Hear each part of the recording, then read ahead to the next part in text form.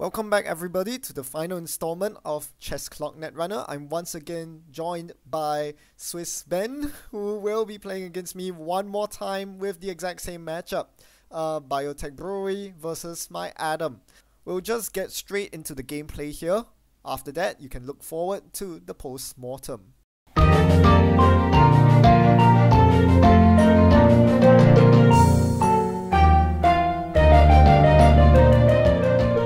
Alright, I've already mulliganed. So, okay. Keep, I think. Alright, wait, okay, in 3, 2, 1, go. Yep, so, mandatory. Sitting on this side is more fun, you get to see the clock. That's true, yeah. Jesus! Install! Hedge fund. Okay. And install. Alright, hello Urban Renewal. Click 1. RNG key, click 2 is a run on R&D. Right, you are. Okay, so we stop, we take our time. Any other trigger? No. So that's an Excalibur, I'm gonna call 2. Are you always mulliganing into that RNG key for the whole day? Look, it's a good card. It's a nice trick shuffle as well. Yes. So it's Excalibur. Yep. It's Excalibur. Put it back on top. Game continues. Yeah. Click 3 is Career Fair, Liberated Account. Click 4 is Take Money Off. Go. Yeah. Okay, mandatory. Pause. Oh, fine. And I forgot the trigger, but it doesn't matter. Yeah, it does, because now my turn already started. So that's the problem with time pressure. That, and then install. Install. And yum yum yum yum yum yum yum yum yum yum yum. Credit done.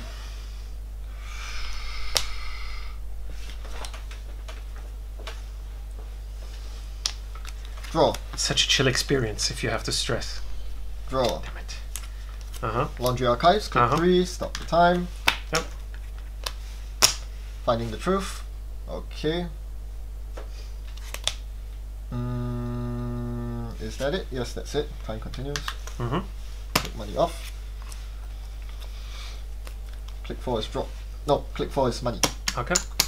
Discarding Career Fair. Over to you. Okay. Trigger this, start of turn. Yes. Text startup. Yep. Which I completely forgot from before. I thought it was the Urban Renewal. If it was, I can let you take that back. But no. No. No. Okay. No, because that's quite dependent on the card that I exactly see on top. Okay. 3 counters on it. Yeah, I said pause time. Yes, because it doesn't run down with the triggers at the start of the but turn. You're gonna res it. Okay, carry on. I'm gonna res it for 1, and then I get the mandatory draw. Yep. So let's see, what do we have here? Wow, that was an interesting decision. And install and install and install. That costs me 2, and then it's you. Click 1 is draw. Nice rhyme. Oh, okay. Finally. Okay, click 2 and 3. Play that. Here's my hand. Discard this, and HQ. I will search for Angolo. So Angolo will cost me extra 2. Yep. Where is it? Where is it? There it is. Okay. Okay. Yep. Alright. That's 2 and 3. Click 4 is money. End of turn. Do that. Go. Yep. Logic bomb. Okay. Mandatory draw. 1 goes away. Okay, can I see your discards? That's good. Then I drop. I drop.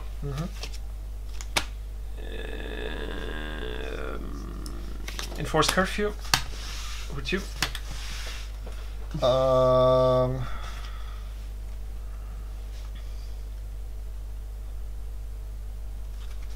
The reason why Ben is playing Adam is because he cannot handle more than 3 cards at the same time. Right. Oh my god! 3 HQ. Rest Sadaka for 2. Pump. Are we pausing? Right. Yeah. So we're taking Yep, our time. it's Yeah. paused. Okay. So Let me see. Arrange in any order. You may draw 1 card. Nope, not gonna let you have that. So I'm breaking for 4. No, it's break for 6. That's expensive. Oh, because you make it a cold gate first, yeah? Yes. Find the truth.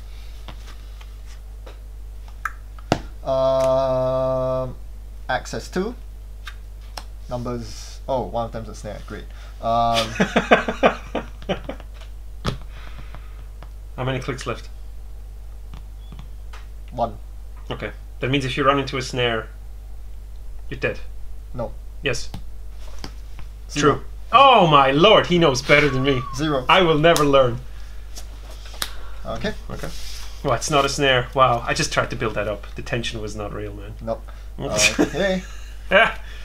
What was the first card I accessed? Enigma. Okay. Enigma, that's yes. 0. Yep. Yeah, yeah, sure. Click 4 is Logic. Whoops. Click 4 is Logic Bomb. Mm-hmm. Go. Okay. Mandatory. Ooh la la. Install advance. I see what you did there. Maybe. Okay. You will lose your shit if this is an avocado. It's possible. You can actually do it with an urban renewal that is so close to fire. Yes. Okay. Yeah, you want to bait me out, don't you? Excalibur, rest. Oh gosh. Ooh. Value town, my friend. Pay for it. You're paying for it. Ooh, I need to actually pay a lot. Yeah. Yep. Using a Golo. Okay. Carry on. Continue. Rest. Oh gosh. You can use a logic bomb on vanilla. No, I can't. You can. Check out. 3. Okay. 4.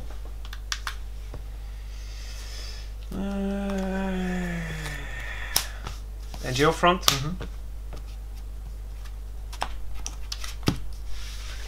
Right, this is gone. Trash. Yep. Continue. No res. Access. Trash. Yep. Safety first. So one way or another, urban renewal is eating the cards. So I am flush with money. Mandatory draw. Install. Credit. It's over to you. Click 1 is draw. Click 2 is draw.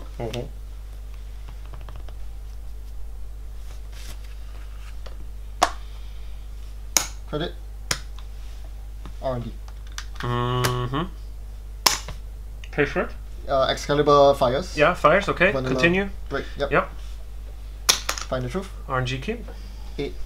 It's a DNA tracker. Carry on. Okay. Mandatory draw into DNA tracker, and then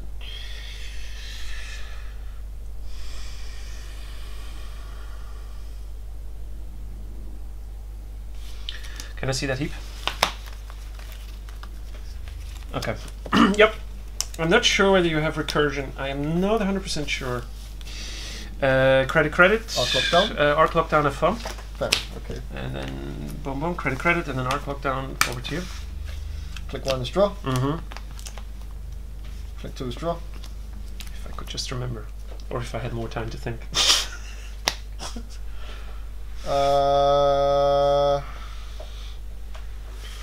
Daily costs. Credit. Okay. Mandatory draw. Install. Credit.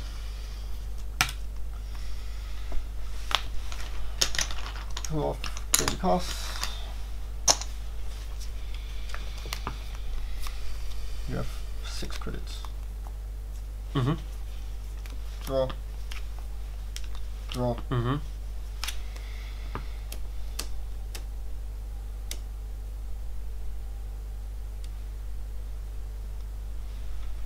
Credit. R&D. Yeah. Same deal. Oh, costs. Yep. Access. Sorry. Fires. Yep. This fires. I Then paid paid. 3. Yeah, sure. Yep. Fine. No problem. Turning, Just so I find the understand. truth. Yeah, no problem. Calling 5. It's bacterial programming. Access. Access. Steal. Is it okay if we pause the time for this? Well, time's already passed. It's For the the run. run. No, but now because it's still part of the run, right? Yes, it is. Because Go you ahead. would. Yeah. Yep. Okay. So 7 cards. 1, Yep. 2, 3, 4, 5, 6, 7. I can choose which ones to take in my hand. The rest I can discard. Ooh la la. I'm taking this into my hand. This one. I'm at 2. How many clicks left? No, none. Okay. This one. And this. And then I discard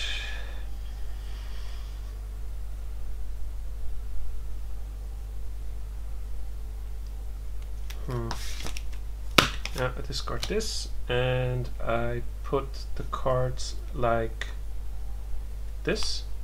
So 1 card discarded, 4 going to my hand. That's it. Your last trigger. Discard. Yep. Okay. Res for 1. Well, 2, and then I get 1. So mandatory.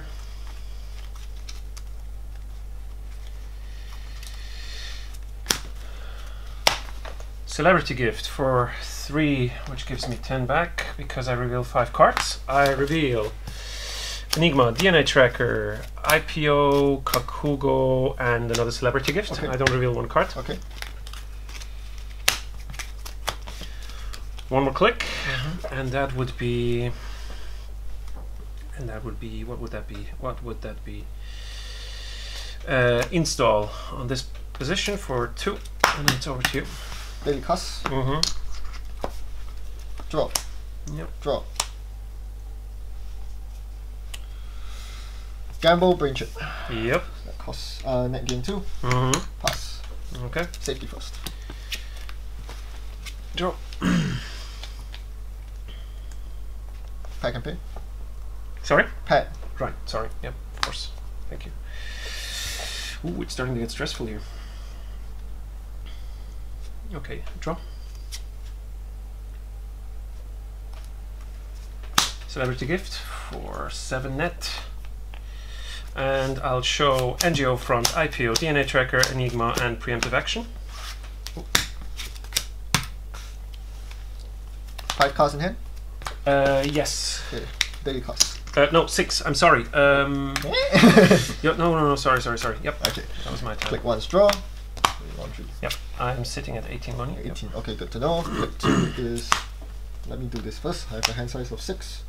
Such a chill experience. 2 is draw. Yep.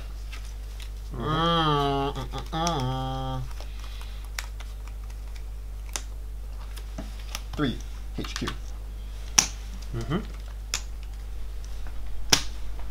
Ah, that was dumb. That was dumb. Well, you can still check out here. Nice try. Convert, pump, Yep. break. Jeez, that was expensive. What numbers did I see? Well, it could help you, but then that would not be funny. Nope. I'll call 3. That's not 3. How many clicks left? 1. Careful. Yeah, I'm just saying. Yeah. Ah, goddammit. You haven't I'm always trying to be really important, but anything. it's like, okay, this survives. Ooh, the turning wheel is gone. It's gone. I'm okay with that. I'll take 5 credits. Steal that. I'm on 6, so I win if you go to time. That's true. That's correct. Time continues. Last click's a draw. Safety first. Okay. 1. Mandatory.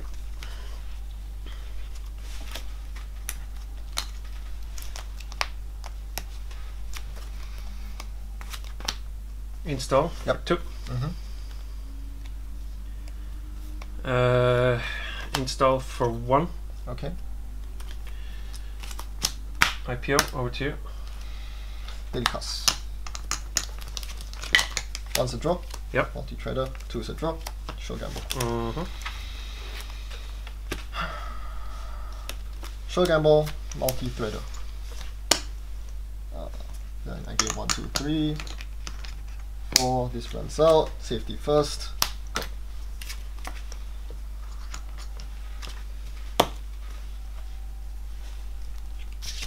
Trash this. I think I didn't take the credit. Okay. Then install. Okay. first. Then second click, credit. Third click, preemptive action, remove from game. I shuffle one hidden card, urban renewal, and enforce curfew. Start of turn. Nothing to do. Click 1, draw. Click 2, draw. Click 3, draw.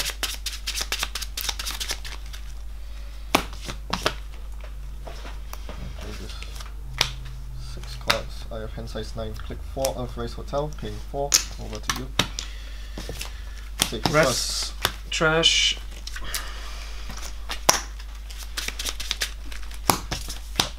Rest, okay. urban. Yep. 3 credits, over to you. I have to. This is now an interesting. I don't have time to think. Earthrise Hotel, paper clip, daily cost. Click what do I have here? Gamble. Click 2 is daily cost. Click 3 is install paper clip. Click 4 is credit. Safety first. Go. Mandatory. 3 credits. Over to you. Earthrise Hotel. Daily cost. Yep.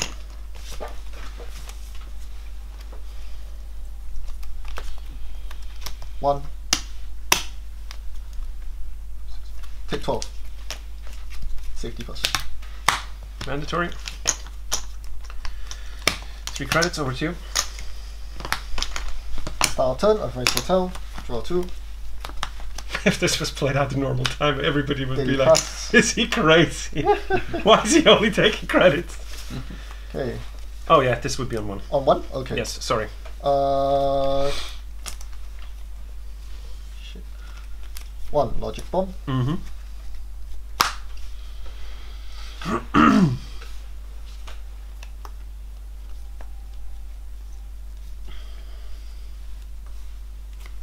Two costs.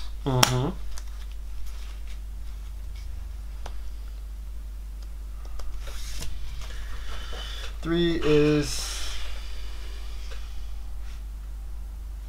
R&D. Res. Kakugo. Okay, next. This costs 1. This costs 1. That's 1 net damage. Break, yeah. This one. Ooh. Okay. Excalibur fires. Continue. Fires. Okay. Vanilla. Yep. Yeah. Okay. Find the truth. Whew. Calling 5. Oh, future perfect. Okay. I will take 3 credits off that. RNG key. Now side game. 0, 1, 2.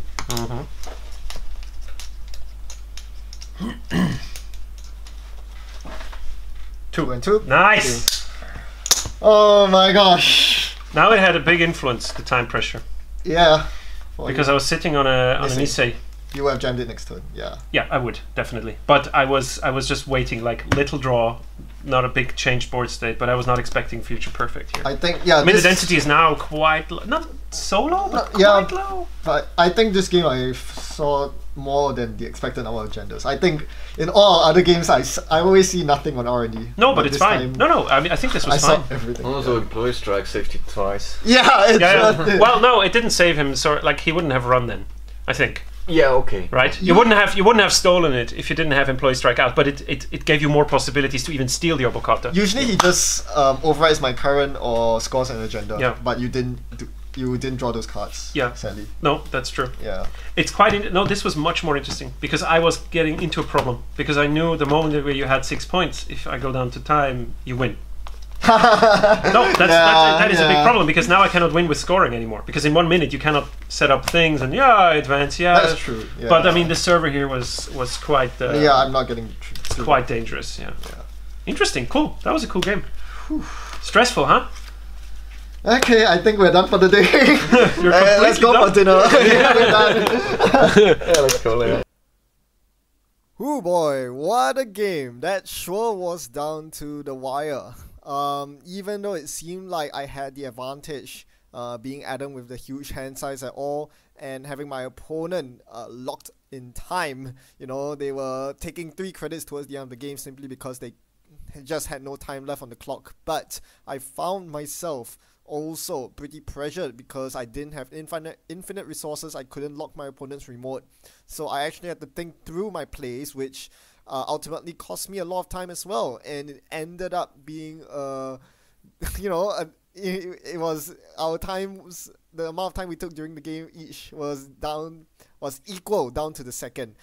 We both had 1 minute 13 seconds exactly remaining on our clocks. So yeah, managing to equalize the time because I just had to think through my moves, and who knows how the game would have gone had I lost that side game there at the end. 1 in 3 for me to bid the correct number of credits. So really crazy game.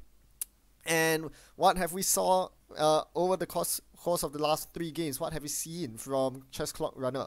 Well, I hope you were entertained because, yeah, that was a lot of time put into the videos. However, in terms of actually getting some competitive play, I think you agree that Chess Clock Runner isn't exactly the way to go. Even though, this is a disclaimer here, we were both playing decks that we were both familiar with, you know, we've actually played them the night before recording this, so we do have experience with our respective decks. We know what cards are in them, we know what to expect from our decks, and especially over games 2 and 3, we were both more familiar with our opponent's decks. So, you know, this was a matchup that we were experienced with. Nonetheless, the time pressure really kicked in, and I think you can see a lot of suboptimal plays being made across the 3 games. Can you imagine how Chess Clock Runner would work if players were not accustomed to the decks? And that lies the problem. And the reason why it just doesn't work in a competitive setting, because, you know, people are going to make mistakes even though they are good with the decks. You can't use this format with newer players or players who are picking up a deck for the first time. That just doesn't work because they'll be fiddling around with the tokens, not very sure which cards they should be playing, let alone how to use those cards. So yeah, I think you saw that we were plagued with numerous problems along the way, bookkeeping problems especially. It seemed like cheating that I was able to take safety first draws after hitting the chess clock. Yeah, it really shouldn't be that way, but sometimes you just forget in the heat of the moment. You just want to pass the clock over, you forget about the safety first trigger. Whoops, there you go. How are you going to resolve that? Do you stop me from drawing my card? Because safety first is a mandatory draw. It's not a may. So yeah, a lot of rules problems there. And you see that a lot of your off turn time, when your opponent is taking their turn, you are actually spending a lot of that time doing bookkeeping yourself. For example, loading up that daily cast or that Earthrise Hotel that you put down. So again, decks with high bookkeeping overheads, you know, like drip resources and stuff, will be unfairly punished because they will be spending their opponent's turns bookkeeping, whereas a deck with less upkeep overhead could spend that time planning out their next turn instead. You could also see the asymmetry between Corp and Runner. You know, as I mentioned in the very first video, it's not just about 3 clicks versus 4 clicks. It's so easy for my opponent playing a kill deck to just slap down an Urban Renewal and to take 3 credits every turn, maybe install an ice here and there every now and then. Whereas as the runner, you really have to plan out, is the remote the correct line of attack, or should I go for the single axis R&D instead? And that takes a lot of time. So, you know, it really isn't fair having to allocate the same amount of time to both Corp and Runner, but at the same time you can't really empirically determine a fair amount of time to allocate each, in my opinion. That being said, Chess Clock Runner has also you might have noticed during the games that we play in the game footage that we may have developed some interesting practices, certain things that we do during those games, and Chess Clock Runner kind of accentuates that, brings that out. What am I talking about here? So one thing that Chess Clock Runner forces you to do is to actually think about your next turn while the opponent's taking their current turn. You know, typically some players might shut off while their opponent is thinking or thinking through their turn, but in Chess Clock Runner you are really forced to plan out your next turn. better to play your next turn quickly than to spend your clock's time thinking through your moves. So this is a very good habit, I think, because it is one of the ways in which it gets you to play faster in an untimed setting, and that could be important because tournaments are by design meant to be timed, organized play. You can't have untimed tournaments, so being able to play fast. I mean, you don't have to play fast, but playing at a reasonable speed is important, and one of the key aspects to that is planning out your turn ahead before you actually begin your turn, and Chess Clock Runner encourages that. The next thing is you will notice that I actually prepare my tokens very neatly before each game commences. You can see my credit tokens here on the screen. They are all arranged in stacks of 4 for a very good reason. That's because I know my deck and I know that all my economy cards are in multiples of 4. A daily cast would require 2 stacks of 4s, that's 8 credits. A liberator account would require 16 credits, that's 4 stacks of 4. And playing a sure gamble means I simply take 1 stack of 4 and put it in my credit pool. So, just pre-planning all these ahead is very important in Chess Clock Runner because it saves you that few seconds that you otherwise need to fiddle through your credit stacks. So, yeah, it's a good thing even in an untimed setting because that way there's a lower chance of you actually miscounting your credits or taking too many or too few credits accidentally. You know that you're taking 4 credits because you arrange those stacks nicely beforehand, and again that reduces the amount of bookkeeping overhead during the game itself, which could be important if you ever go to time in a tournament. You'll also notice in the background that I have red tokens stacked in 3s. Those are for Earthrise hotels. You'll see that there are brain damage and tag tokens in the background just in case my opponent decides to deal that stuff to me. So always important to have all these tokens readily accessible during the course of a game. And you even see the Fem token lying on my poker chip tray. Because I know I'm running Femme Fatale as well. So yeah, having all these within arm's reach is very important, whether Chess Clock Runner or not. Finally, you'll notice that I also use some very interesting, questionable player aids to help me. I think the most obvious one was the brain damage tokens. So counting your hand size every turn is quite a chore. So instead, I decided to use a simple mnemonic using brain damage tokens because that effectively correlates with hand size. So at the start of every game, I put 2 brain damage tokens on safety first to indicate that I effectively have a hand size of 3. Then every time I steal an agenda, I slowly start removing brain damage tokens from safety first and start putting them onto brain chip, indicating that now I'm actually gaining hand size. So at one point I had 4 brain damage tokens on brain chip, so at a glance I knew that I will, when I end my turn, I know that I have a hand size of 9. And in a chess clock setting, this is very important because I don't want to spend time counting my cards in my hand and the number of agendas I have and doing brain chip maths. That's too much. Just looking at the 4 brain damage tokens on brain chip, knowing at a glance my max hand size is important to shave off those few seconds at the end of my turn for bookkeeping. So this is specifically for the chess clock setting. I also use this convention in actual Netrunner games during the charity gift President of Servers tournament. In a casual tournament setting like the aforementioned, it's fine to use these. I would not recommend them in a proper high level tournament setting. Those premier tournaments, that's it. Yeah, the word escaped me there. I wouldn't use these in premier level tournaments, at least not without first informing my opponent of my conventions. This is obviously because firstly my opponent might misconstrue these tokens as being actual brain damage tokens, so they would assume that I have brain damage when I don't actually. And more important, if you mislead your opponent about the board state, that's not very good, and people won't be very happy about it. Your opponents won't appreciate it if they're making decisions based on imaginary brain damage that you don't actually have. And more importantly, I also don't think it's actually legal in organized play rules.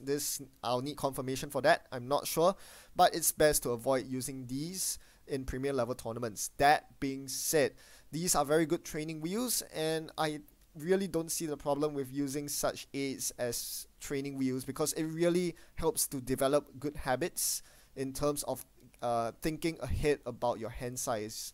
You know, a lot of people playing Adam don't even think about the hand size until their fourth click is done. Then they're like, whoops, I think I have a few too many cards in my hand. Being always aware of your hand size is very important, especially when playing around a card like safety first. So awareness is important, and these training wheels, these brain chip tokens, brain damage tokens really help with that. Yeah, I think I've rambled on and along in more than enough about player aids here.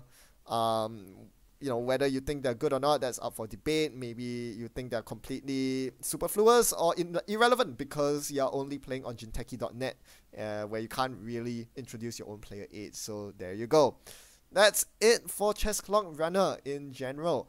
I hope this has been a very exciting 3-game series, and I want to give a very, very big thanks to Ben for collaborating with me, for you know, all his wonderful Swiss hospitality, for doing just coming up with all these wonderful ideas. Chess Clock Runner was actually his idea, I believe, and you know, we just refined it along the way and made it what it is. It wouldn't have been this successful without him. So thanks very much, Ben. And yeah, you know, if it's you know, as cherry on top of the cake, this is probably the highest quality Meat Space Runner footage that I've ever gotten on my channel. Yeah, Ben's recording rig is very, very good, and I really like the audio and video quality that came out of it. I hope you folks out there do too. So that's it. Thanks for watching, and as always, happy running. See ya.